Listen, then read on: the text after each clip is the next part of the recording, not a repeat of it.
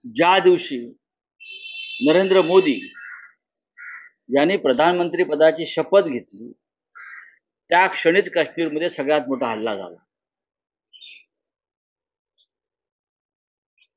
तीच युती आणि तीच दांडू, तेच गृहमंत्री जे आधी 5 वर्ष पूर्णपणे अपयशी ठरले, तेच संरक्षण मंत्री राजनाथ सिंग यांच्याकडून काही ठोस कार्य झालं नाही, तेच अमित शहा, तेच मोदी, तेच रक्षा मंत्री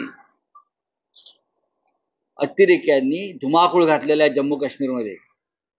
आणि अमित शहा हे देशाचे गृहमंत्री म्हणून फक्त हात चोळत बसलेले आहेत किंवा फक्त राजकारणामध्ये व्यस्त।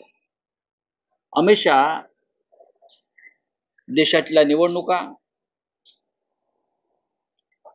बरं का, देशाच्या निवडणुका, इतर उद्योग, रोखे जमवणं, धमक्या देणं याच्यामध्ये व्यस्त आहेत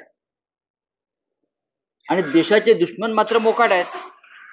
अमित शहा आपल्या राजकीय विरोधकांना दुश्मन समजतात। त्यांनी आमच्या जवानांची हत्या करणाऱ्यांना देशाचे दुश्मन समजलं पाहिजे। दर दिन अब हमारे जवान शहीद हो रहे, दर दिन। बस अब कीर्ति चक्र देंगे, किसी को ये चक्र देंगे, उसे कुछ नहीं होता। हत्याएं है, ये जवानों की हत्या दर दिन चल रही है। ठीक है, हम उनको बलिदान बोलेंगे, शहादत बोलेंगे, लेकिन ये हत्याएं है और इस हत्या के लिए जिम्मेदार मोदी और शहाजी की सरकार। बलिदान आहे, हौतात्म्य आहे, सगळं मान्य आहे, पण त्या हत्या आहेत आणि त्या हत्येला जबाबदार देशाचे गृहमंत्री अमित शहा, नरेंद्र मोदी प्रधानमंत्री हे आहेत।